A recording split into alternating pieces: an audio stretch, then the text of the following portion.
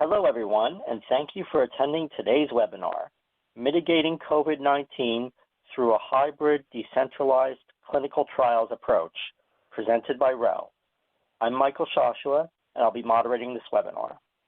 Our speakers today are Marina Acosta-Enslin, Associate Director of Clinical Management at Ro, Nick Polson, Senior Project Manager at Ro, and Fran Sawyer, Clinical Team Lead at Ro.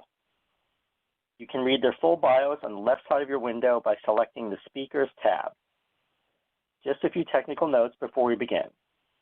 The webcast is being streamed through your computer, so there is no dial-in number. For the best audio quality, please make sure your volume is up.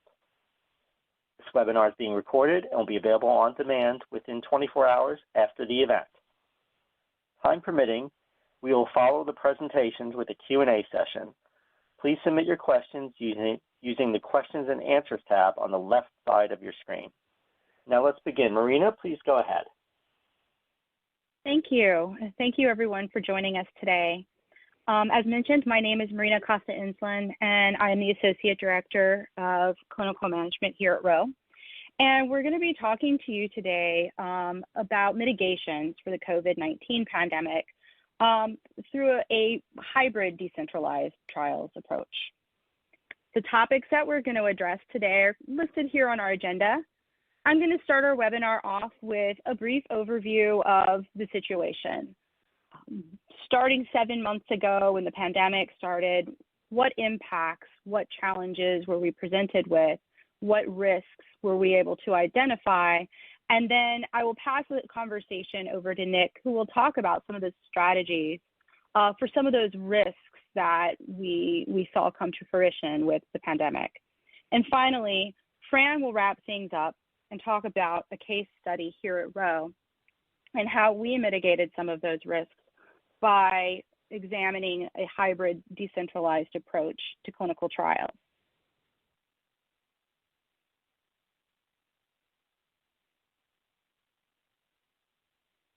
The COVID-19 pandemic has impacted research at a very interesting time. It's at a time in which most of us were already starting to explore some of these concepts of decentralized trial methods. With the adoption of E6R2 and the acceptance of centralized monitoring, the way that we've traditionally thought of running a trial has been slowly and gradually evolving. So the sudden and immediate impacts of this pandemic really forced us into a situation where we needed to pivot and we needed to do so quickly. So just to start off, I've included a few of these impacts here on this slide. We know that there are many, many more impacts. We could probably host an entire webinar just talking about the impacts of COVID-19 alone. But I did want to highlight several that really stood out to us and needed immediate mitigation. First was the impact of the pandemic to travel. One of the immediate impacts, we work in an industry where travel is still paramount. We rely on a workforce that must travel, usually by airplane, and they are needed to be in the field to review and clean and protect the integrity of the data for our trials. As a result, one of the first and most significant impacts of this pandemic was felt when travel became restricted. All of a sudden, we had sites that we could not visit. We could not go on site for qualification visits, for initiation visits. We couldn't visit them to do drug accountability or to clean important data for interim analyses or database locks. We'll talk a little bit more about the specific impacts in a little while, but this impact to our ability to reach our sites and to reach our clients was immediate, and it was certainly significant. The next bullet point here is quarantine. In tandem with the travel restrictions, we were all impacted by quarantine. In addition to traveling staff being unable to go out and reach to their sites, most of us were unable to even go into our offices. Many of us are still working from home offices, and many of our sites face the same situation. Research sites were either closed or they were only open with tight restrictions. Patients were also unable to reach their sites, and in many cases were unwilling to come into their research sites for study visits, or even in some cases to obtain their study drug. What's also really important to highlight in this situation is the fact that many of us work with vulnerable patient populations. Many of us conduct our research in areas of rare diseases or other therapeutic areas where our patient populations are sick and or immunocompromised. They're vulnerable to these situations. They're considered high risk in terms of potential complications from COVID-19 because of those conditions. So this subject population in particular, in some cases, were less willing to risk exposure by going into clinic that may or may not be open for a study visit, or even to pick up their study drug. And in some cases, even to allow home health visits. We want to keep our patients safe. That's important to us. However, missing assessments or critical endpoints can result in a significant impact to the integrity of our study or our program. Lastly, going back to the start of the pandemic, our industry was impacted by shortages of supplies. As early for us as February, we started to feel the impact of these supply shortages. One study that we were running required N95 masks to be used during the preparation of study drug. Sites were starting to have a difficult time to obtain these N95 masks and secure the supply. While all of us in the public were searching for Clorox wipes and toilet paper, sites and hospitals were all desperate to secure much needed items such as PPE. Kind of sets the stage that we found ourselves in 7 months ago. There are just a few of the impacts that COVID-19 had on our industry. And the next slide, I'm going to highlight more specifically the impact that this pandemic had to the operation of our clinical trials. As noted previously, one of the more immediate impacts was our ability to travel, or our inability to travel. For studies and startup, this has had potential implications on our ability to qualify sites or to activate our sites. Face-to-face investigator meetings became impossible, and the ability to pre-screen or recruit potential study subjects was at risk. Many of our study teams were forced to examine the possibility of even putting their studies on hold. Furthermore, with sites and patients in quarantine, enrollment had to come to a halt for many of our studies. Important questions arose. How can you screen or consent a subject when all of our plans and processes related to this process of enrollment are reliant on in-person or in-clinic visits? Studies with interim analyses or database locks were also impacted by our inability to travel. This was compounded by the fact that many site staff were quarantined and unable to come into their research site to answer those queries or to help us in the cleaning of data. This challenge placed on study teams that were facing database milestones. How would they be able to clean this data and reach these milestones, if at all possible? Are they at risk of having to delay their study? And what would be the implications of these delays? What impact would this have down the road if you're running a phase 3 on your ability to complete a submission? And then, as already noted, there were implications to study drug and IP. Usually, compliance was more challenging, at least initially, as subjects were unable to come into sites and be dispensed study drug. In some instances, sites were even unable to dispense study drug due to a lack of ancillary supplies.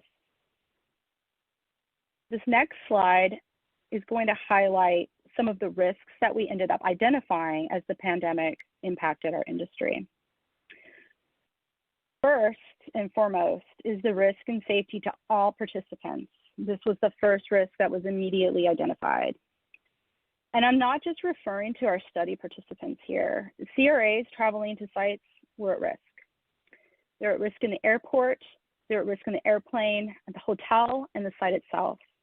Furthermore, when they return home, there is an additional risk of exposure to COVID-19 that they're bringing home to their families. Site staff and study subjects were also at risk due to potential exposure to COVID-19. As noted earlier, the shortage of needed supplies also placed these individuals at risk. How can a site effectively sanitize and clean their site and prepare for study visits if they can't even get necessary supplies? So until the appropriate processes were drafted, supplies obtained, and these processes implemented to ensure the safety of all people coming in and out of a research site, in-person visits were put on hold. And we will talk about some of the strategies that we implemented to minimize the risks and also keep the business going. Some other risks are noted here on the slide, such as implications of program or study delays. There were consenting implications, and one thing that the FDA did really well really early on was releasing guidelines, and then revising and re-releasing those guidelines, and they even helped provide a tool to allow for the remote consenting of subjects. Keeping those studies moving as we implement changes, being able to reconsent subjects that are already on the study so that they can continue to be on the study was really important. So this was an important step and certainly a risk that was identified immediately. Missing data and endpoints, missing assessments and those implications to the study as a whole. As mentioned a couple times now, IP compliance and continuity of supply. And then each study, each program had its own specific risks. We were all forced to react quickly to the emerging situation.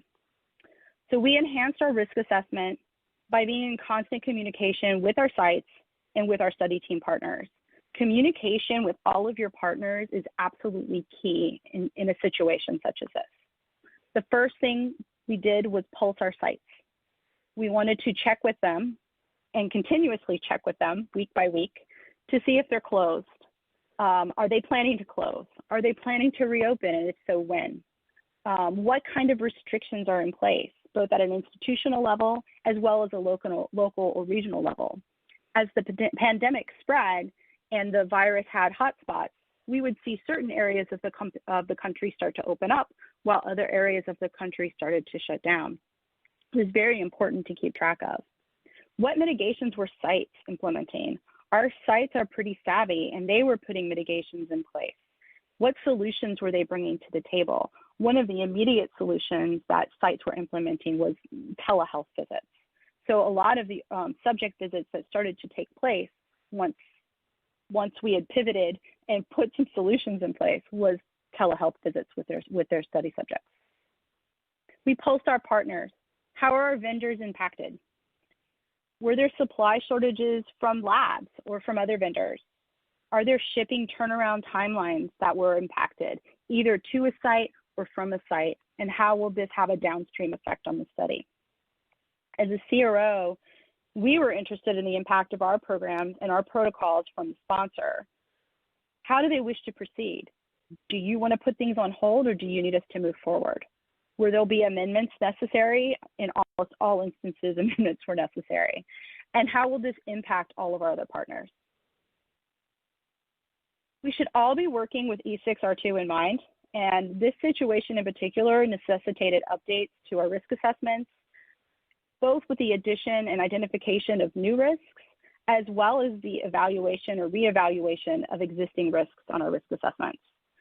This component of E6R2 became very important as we were approaching how to mitigate the COVID-19 situation. And then once the scope of the impacts and our risks were evident, we needed to develop mitigations. We were able to collaborate with our partners and develop strategies for addressing these risks. As Fran and Nick will talk to, many of these mitigations were through hybrid decentralized approach to clinical trials. Although at the beginning of the year, we were tentatively dipping our toes into the waters of decentralized trials, the COVID-19 pandemic kind of shoved us right into the deep end of the pool. So now I will turn things over to Nick, who will talk more about the strategies for mitigating the risks and overcoming the challenges that I have briefly outlined. Nick? Thanks, Marina. So as Marina alluded to, with the pulsing of sites and kind of getting information, As we're developing our mitigation strategies, we really want to make sure that we're focusing on all the participants in the study that may be impacted by our choices that we're making. I pointed out three obvious ones here: the sponsor and the CRO, sites, subjects. This could also expand to vendors. As you're thinking about your mitigation strategies, you want to understand how your choices are going to impact all those involved in the study. One thing that may seem obvious for a sponsor may overly burden the subjects. It may not ultimately reduce the risk that you're seeking to look at. So as you go forward, the first thing you really want to do is make sure to assess each of these groups of individuals and how they might be impacted by your choices. Along those lines, it's important to put together an initial set of questions that you need answers to before you move forward with outlining your strategies. Marina talked about E6R2 and updating your risk assessment. That's a great starting point to figure out what questions you need to ask. It will help gear you towards the risks that matter and the risks that you need to address versus the risks that, while they may seem prevalent due to the pandemic, that may not have as big of an impact on the study overall. Along those lines, what we saw in our studies is that from the sponsor and the CRO perspective, one of the initial starting points for our discussions was the statistical analysis plan. In doing our risk assessment, as you can imagine, there were several risks that had high impact because they related to collecting of the primary and secondary endpoints for a study. So looking at the statistical analysis plan, seeing what is actually imperative to collect in order for the study to be a success, and kind of the methods and process for collecting that data are going to be crucial. Some of the data you may find out has to be collected in person. So you may have to find ways about mitigating collection of in-person assessments, versus you might find out that some of your primary endpoint assessments can also be done by the phone. Maybe you can do a telehealth visit where the study coordinator reads the questions to the subject and gets the answers. So understanding your endpoints and your questionnaires and what flexibility is available to assess them will be key. And then finally, one thing to look at is subject safety. Obviously, that should be first and foremost in our mind, and we want to make sure that as our subjects continue through this study, that we're making sure they stay safe. For some drugs with a relatively safe profile, maybe we can simply do those telehealth visits and ask the subjects over the phone if they've taken any new con meds or experienced any new adverse events, versus something that may have a more risky safety profile, and we really do need to have the subjects come in, collect safety labs, see if there's any increase to liver enzymes, for example. So understanding kind of your drug that you're studying here and the risk of subject safety and how you may still keep that in the forefront is also going to be key. Then when you're looking at the sites, what we really want to start out to do is understand how the sites are adapting to something like the pandemic. A lot of our sites we saw had already started mitigation plans. They had already put efforts into effect to make sure that their studies could continue going. So it's important to work with your sites to understand what plans they may have already put in place.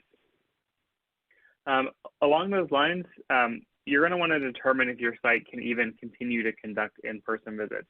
As you probably experienced and can imagine, a lot of our sites just didn't have the ability to stay open. Some of our sites were in high-risk areas initially in the pandemic and just couldn't do in-person visits. Also along those lines, asking if sites can do telehealth visits. While we kind of now are working under assumption that telehealth is the direction we're headed, some sites are going to have more experience with this than others. So understanding what the site's even capable of is a good starting point. We also just want to be aware of the site personnel and what they're dealing with. The pandemic impacted us all in very different ways. So from a resourcing perspective, you can imagine, a study coordinator or PI are now having to juggle, teaching their kids online while they're also trying to run a study. So understanding how their resourcing may be impacted and how it could impact your study is also crucial. And all this kind of leads towards wondering if budget updates are required. It's important to be upfront about that with your sites as you're requesting that they adapt their practices to make sure this study can keep going. Asking if there are any updates to their contracts that are needed. If you are, for example, moving from on-site monitoring visits to remote monitoring visits, understanding what the cost implication from the site's perspective might be related to that. And then finally, the subjects. And maybe I should have reversed this and talked about the subjects first, since they should be kind of first and foremost in our mind. Can they even attend in-person visits anymore? We may have a lot of subjects, depending on your therapeutic area, that might be in at-risk populations, and maybe they just simply can't do in-person visits anymore. So understanding the impact of that. If they can attend in-person visits, maybe their scheduling flexibility is more difficult lately. So getting information related to that from your sites. Some of our patient populations may or may not be comfortable with telehealth visits. One thing that we've seen as we've kind of started towards this hybrid decentralized approaches, some patients are very welcoming of telehealth visits and actually appreciate the addition of them into our studies, versus others really love that in-person interaction, and that's one thing that drove them to join the clinical trial. So you're going to have some differences in your patient population, and it's important to know that with your particular sites and who they're recruiting and using for your study. And then talking about any logistical concerns, Marina brought up IP supply here as an example. Finding ways to make sure that we're maintaining IP compliance. If the subjects are being sent home with a bottle of IP that they're supposed to take 2 capsules every day, our initial IP may have only lasted us 2 weeks, but now we need it to last us 3. Do we have the site dispense an additional bottle? Thinking through situations like that so that we know our subjects are getting the supplies they need. So kind of after we have thought through all these questions we need to ask, and we kind of pulse all of these groups for their different answers, we can really start to work towards how we're going to start to develop mitigation strategies. And as we work towards these decisions, I want to just reiterate change management. And I kind of already mentioned this earlier, but how can we handle these changes to our sites and to our subjects? We can send out surveys to find out their kind of feedback and their opinion on, would this be an effective mitigation solution, or what do you think of this plan? All gearing towards the idea that communication is going to be key, both in the decision-making process, but also in having them understand the rationale. As you can imagine, there are some things that we just need the site to do in order to get that primary endpoint, for example, and we just don't have a lot of flexibility. Our mitigation strategy may burden the site, but one thing that we found is that if you can explain the rationale as to your decision, it goes a long way in showing the sites and the subjects that you do understand that the ultimate decision did kind of put them at a loss, but that you understand and that this is the reason why we had to go that way. The rationale can definitely lessen that burden. And it all goes towards what we've shown here in red, is that you really want the site to feel like they're part of the team. Change management and mitigation strategies in cases like this often don't work too well if you just simply tell the site, this is what we're going to do, just do it. You have no choice or say in the matter. If the site can feel like they're involved, then they're more likely to implement your mitigation strategies effectively. This can simply be through, as you're developing your mitigation strategies, hopping on a phone call with a few of your sites to get their thoughts on whether or not they think that it would work, whether they think they can implement it easily at the site, whether they think the subjects would appreciate it. Getting their feedback as you're working through the decision-making process will definitely go a long way. So with all that said, there are kind of 2 main things that I've highlighted as mitigation strategies that were common across the board during the pandemic here at Roe. The first, as Marina alluded to, was protocol amendments. I think for the most part, all of our studies went through some sort of protocol amendment. And this is going to vary depending on what your protocol looks like, what your therapeutic area is. It could also vary depending on where you're at. If you're a study in startup versus you're a study that's about to go through database lock. So the scope of the protocol amendment can vary greatly. And this is mainly going to be driven by all of those questions that I talked about earlier. If it's possible to collect safety data or primary endpoints via telehealth visits, adding those to your protocol can go a long way.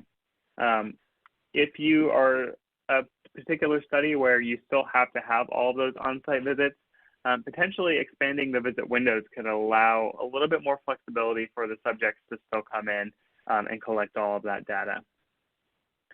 Generally, taking a good look at your schedule of events to see if there's anything that can be adjusted is also a good starting point. You might find that certain assessments could be removed from various visits to accommodate shorter on-site visits, for example. So that's another thing that I think is a smart choice when looking at a potential protocol amendment. All of these things are really geared towards adding as much flexibility to the protocol as possible that still allows for the analysis to go through and create a successful study per the statistical analysis plan. A lot of times protocols are written very rigidly, and for good reason a lot of times, but when we're working in the pandemic situation, anywhere where there's even a possibility of adding some flexibility is definitely a place where we can insert some mitigation strategies. And Fran will talk about how we implemented several of those when we get into our case study. The protocol amendment will handle a lot from the site and the kind of subject perspective. But there's also the CRO perspective where we have to determine what our monitoring strategy looks like. As Marina talked about, travel for our CRAs and safety of our CRAs was also at play here. Sending them to crowded airports may not have been the easiest thing during the height of the pandemic. All of this gears towards figuring out what we can do to update our monitoring strategy.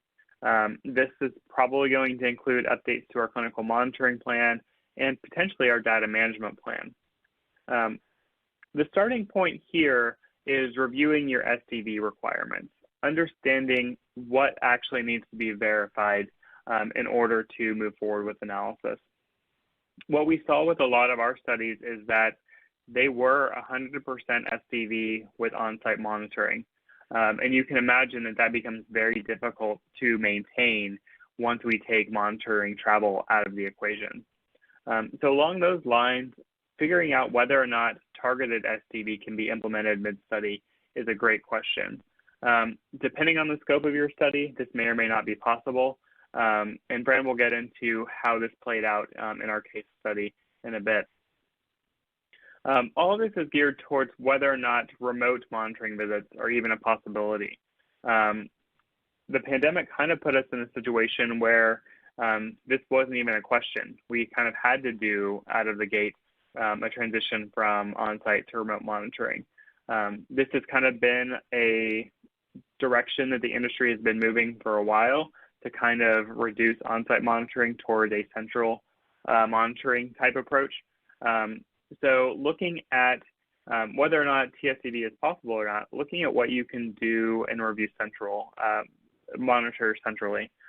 This may be programming some reports that look at query rates or data entry rates so that we have a way to kind of still monitor our sites even if we aren't able to get there in person. And with that, I can pass it off to Fran, and she can talk about how we actually implemented some of these ideas into an actual study at Roe. Thanks, Nick. Yes, I'm going to go through Roe as a case study. In this particular case, to give you some background on this program and the 3 active concurrent pain studies, we had 3 protocols. The first study 1 is a phase 1. These were single or repeat injection studies. Study 2 was a single injection study, and study 3 was just an observational long-term follow-up. I know that Marina and Nick both talked touched on IP management. So in this particular case, this was a little bit easier for us to manage given that it was a single injection versus something the subjects were taking routinely or taking home with them. So really the problem here was that studies 1 and 2 were about 4 months away from their interim lock, and study 3 was in startup when the height or beginning of the pandemic hit us in March. And so we really had to make a quick adjustment and find solutions around site availability, patient retention, and remote monitoring of the data. We really wanted to ensure patient safety and data quality, and the sponsor also wanted us to work as much as possible to stay within the timelines we were already working in and remaining in accordance with the pandemic-related FDA guidelines. So those were the things that we needed to consider as we made our adjustments. Our solution was really three-pronged to address the new pandemic-induced risks. We assessed patient impact, site impact, and then CRO sponsor impact. How we did this, really after our risk assessment, we updated our protocol and site contracts. We were trying to accommodate both the patients and the sites, and we did this by looking at visit window extensions, adding telemedicine visit, and making site contract updates. Starting with the patient options and the visit window extensions, for those sites that were remaining open and able to see patients, and for those patients that were still able and willing to come to the clinic, the visit was performed as it would have been pre-COVID. Really looking at what we did is we extended the visit windows. This allowed more time for the subjects to come in and for the sites to space out their on-site visits as far as that goes, and just giving more flexibility to the protocol and to the visit windows for sites and subjects. From the other aspect of that, for the sites that were not open to see patients, or in the cases where sites were open but patients weren't able or unwilling to come in, we offered the option of telemedicine visits. And in this case, the telemedicine visits were scheduled as the same interval as they would have been had they occurred on site. Really at this point, prior to the call, the primary endpoint questionnaire was mailed to the patient with instructions not to complete the survey prior to the scheduled call. At the time of the call, the coordinator would call the subject. The patient and coordinator reviewed the survey together and answered the questions. The coordinator also went over ongoing safety data regarding CONMEDs the patient was taking, any ongoing AEs, any changes to ongoing AEs or CONMEDs, and then also asking about any new CONMEDs or potential AEs that had occurred since the last time they talked to the patient. We went into, from the site side, we went into contract updates. These really focused on the purchase of additional PPE for the site staff, and it was also related to compensation for additional effort required for remote monitoring visits. I know Nick and Marina both touched on this a little bit, really talking to the sites and working with them and finding out what was involved from their side so that we could work with them as best as possible. If there were additional requests from sites on a case-by-case basis, those were addressed by the sponsor or reviewed. As far as monitoring solutions for the CRO and sponsor impact, we really looked at two categories. We looked first at the remote monitoring visits. In this particular case, we agreed with the sponsor rather quickly that all of our on-site activities had to transition to remote visits, and the EDC migration to accommodate the protocol and monitoring changes from pandemic additions. So for the remote monitoring visits, the first item we touched on was source document verification. This study was initially scoped to be 100% SDV, and with the move to remote monitoring visits, this was no longer possible. So using our SAP and other resources, we created a list of critical variables for SDV. The other side of that is really looking at the source document review. We understood that we mapped out based on the critical variables for SDV what source we would require. We narrowed down that list of documents that the sites would have to provide really to facilitate the remote monitoring and also to reduce the burden as much as possible on the sites. The other side of this, we continued with a clinical monitoring plan. This was initially written to outline the expectations for on-site monitoring, and in conjunction with our sponsor, we added some sponsor-approved remote expectations. These not only included the the requirements outlined above, but this really went into a little bit more detail from the CRA side and what we would expect and some questions we wanted them to ask so that they could really assess some things that we would normally be reviewing when we are on site, such as changes in staff, facilities, supplies, and things of those nature. The last thing we did from the remote monitoring considerations was add a new category of protocol deviations to our clinical trial management system, and that was to capture if any protocol deviations occurred or were related to COVID-19. From the EDC perspective and the adjustments we made there, the first adjustment was at the patient visit, we added an option for the sites to indicate if the visits occurred remotely or on site. And if they did occur remotely, there was a checkbox for the sites to use if the visit occurred remotely due to COVID-19. The second point that we added was a flag that was activated by the CRA during their monitoring of a particular subject visit. Since this was originally scoped to be 100% SDV and the system was not built to accommodate targeted SDV, this flag allowed us to programmatically authenticate that all the required fields were verified. The third point here is we updated the data management plan in a similar strategy to the clinical monitoring plan to outline really the processes that we were using in the pandemic situation.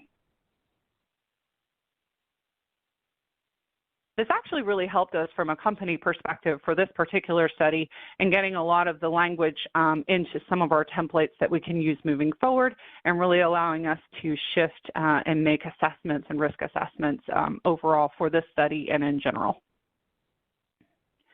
So really we're back to the results here. When we wrote this particular case study, at the time, we had, in under 4 months, successfully transitioned all 3 of these studies to really being more remote and having COVID mitigation strategies. We maintained the integrity and quality of the primary endpoints. We didn't increase our patient dropout rate or deviate from our pre-pandemic timeline, and we stayed true to the database lock targets for studies 1 and 2. I don't know if you remember from the background slide, but study 1 is actually, per the slide, was slated to have final database lock this Friday. That actually happened last Friday, so we were able to pull that back in a week in addition to everything else going on. And really throughout all of this, our proudest accomplishment has really been strengthening that relationship with our sponsor. They really championed our shared priority of patient safety throughout all of this and really embraced this innovative hybrid solutions model. So our final conclusions: decentralized trials really are the new norm at this point, and with customization now an integral part of the virtual trial development process, the ability to act nimbly with proven expertise is critical.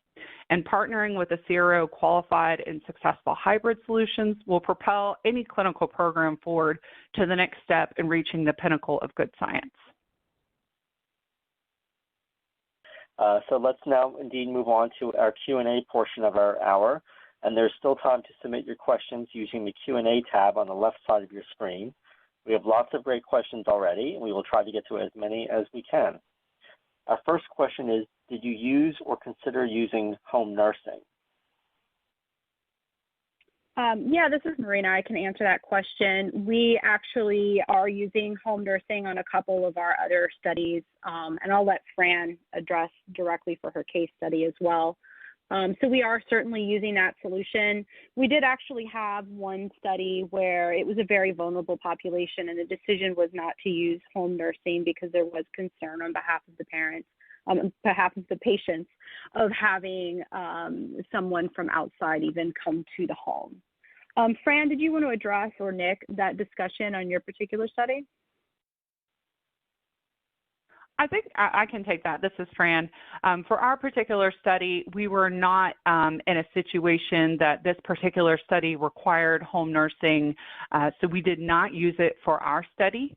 And I think that may tie in similarly to another question, so we may be able to pull those two together in a minute. Okay. So bear with me. How do you handle it if the study assessments include physical assessments which can't be done remotely? So I can take this one. I think when assessments require the subject to be in person, this goes towards kind of what we were thinking about, increasing the visit windows, allowing for subjects to come in during a wider range of time. That may or may not be possible. Additionally, in-person visits may not be possible. As we mentioned, some of your sites may close down for in-person visits. So one thing we didn't really touch on during the course of this is that some of our studies may get put on hold.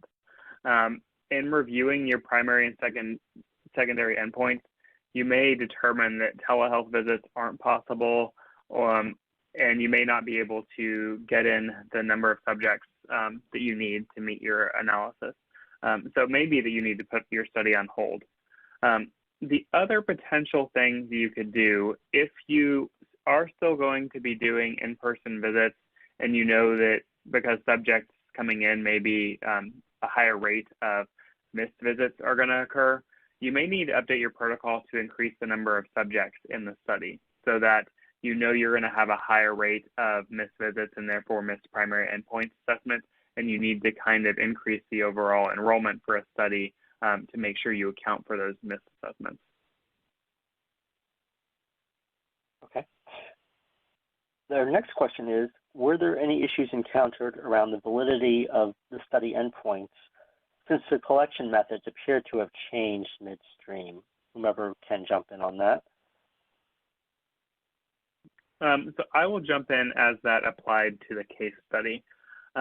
In this particular instance, we were able to discuss with the PI who licenses that assessment to kind of ensure that this change in method of collection would be okay. So that may not always be possible. I think it's important to do some research into your primary and secondary endpoint assessments so that you know what they are actually validated to collect and what collection methods have been validated, so that whatever you do decide to do, that there's precedent and documentation to support that change. In this case, having gone through the analysis with this case study, we did not see any fluctuation in these endpoints from the time we made this change in collection method. So there were no kind of anomalies in the data that would have indicated that these assessments were thrown off due to this change. All right. Would anyone else want to weigh in on that before we go on? Okay. Our next question then is, can a study be transitioned from 100% SDV to a limited SDV without impacting the study analysis? Yes, it can, and we actually did that in our case study. We went back in and took a look at all the critical variables and identified what those were, and we were able to make a shift midstream to accommodate for a targeted SDV approach, as opposed to the full 100% SDV approach that was initially in the project plan. Okay. All right. Does anyone else have a perspective also on that? If not, we will go on. How do you manage variation in sites that can accommodate on-site monitoring visits versus those that cannot do that? Yeah, this is a great question. As I think all three of us mentioned, getting site feedback was definitely one of the crucial steps, and we did see variation. Some sites definitely were still open for on-site monitoring compared to some sites that could not accept monitoring visits for the time. So we did see that variation. Initially, as Fran pointed out, Roe and the sponsor in this case made the decision to halt all travel altogether. I think the first suggestion I would make is that consistency is the best and easiest, if at all possible. So if you're able to kind of, with the sponsor and with the sites, come up with a consistent approach so that all sites are monitored the same, that would be ideal. However, that's not always the case, and definitely as we saw as the pandemic started to, infection rates started to lower in some places, and sites were pushing for us to get back on site. We did look at some scenarios where, we looked at monitoring some sites on site that were in driving distance from our CRAs, while other sites would remain remote. I think the key here is to go back towards the risk-based monitoring approach, which E6R2 is pushing us towards, and that if you are going to do a variation, that whatever sites you're kind of doing on-site or a higher degree of monitoring, that it's driven by risk, that you potentially are going to the sites that are behind in data entry or have that high rate of misassessments, and that may be one way to address doing on-site for some sites versus not for others. Thank you. So our next question will be our final question for the program. We had a lot of great questions today, and we couldn't get to all of them, but we'll try our best to get back to everyone who submitted personally after this webinar. And the question is, someone says they're in the development phase for their next set of protocols now. Are there any strategies they should consider, including in their startup plan? I can take this one. I think one of the things that we learned from this, and one of the things we've done with a lot of our templates that can be incorporated as studies are moving forward, is really considering potential COVID-19 mitigations and risks ahead of time. So you have this time while you're in startup to really talk to your sites, use your feasibility to work with your sites and see what they're already doing, what they're capable of, what they can do from a remote monitoring perspective, making sure you're looking at your protocol to see if you have visit window flexibility, as we did with our case study, if there are any assessments that could be adjusted if there's a need to go remote at some point in the future. Really providing as much flexibility to your sites, and then also from the qualification and initiation visit standpoint. In our particular study, or not this particular case study, but in another study we've been working on, we really looked at using as much virtual technology as we could, especially for the qualification visits. So really considering traveling with our CRAs right now, if we really need to get them on site, what is the most appropriate time to get them traveling? What could we do remotely from a qualification visit? We really utilized a lot of the meeting apps, some FaceTime. We did virtual tours for this particular study in preparation and in the qualification visits, combined with doing on-site initiation visits where possible for those sites that had more of a remote virtual qualification visit. I'll also say that for studies in startup, if you have the funding to use an ePro, eCOA, eConsent, all of those tools that help you gather data kind of real time, that would definitely be something that would help for any study in startup position themselves well to transition should something like a pandemic happen. The other type of vendors we're seeing a lot more lately are direct data systems where we're doing direct data capture rather than sites having to write down height and weight on paper and then transpose it in the EDC. Systems where basically sites have a tablet and they're recording that real time in the tablet for direct data entry. That's another kind of way to easily set your study up to handle kind of situations like this. Okay. Agree. I'll add to that real quickly, just to say, also in consideration when you're doing feasibility and site identification, there are a lot of sites out there that have developed their own mitigations and have invested in their own technology.